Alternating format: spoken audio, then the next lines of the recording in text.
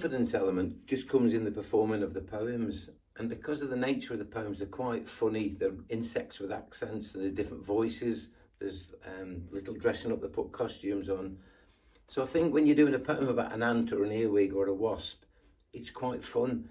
And I encourage children that some poems are done in small, they're done individual, or you can have two children, or you can have a group of children. And it is that, and even the most reluctant ones, come on, you can have a go, I'll help it. And that's what I'll say, I'll help you. And yeah, I don't think I've had anybody refuse completely.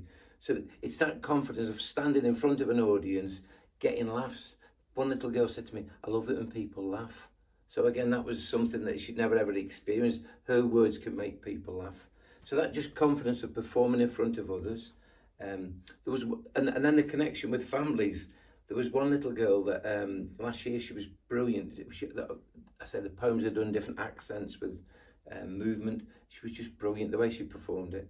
And I said to her, do you go to dance class or drama school? She said, no. I said, seriously, no. But I said, you must ask your mum and dad to take you to drama school. I said, because you're a natural. And you hear of people, the rich and famous, where did it all start? Well, I remember once I was in this holiday club called HAF, and this poet said to me, I don't know if that'll happen or not, but you normally get people that, it's adults that say to them when they were children, you've got something special there. And this little particular girl, she had a real gift for performing. And I don't know if she's followed on with that, but hopefully she has. So.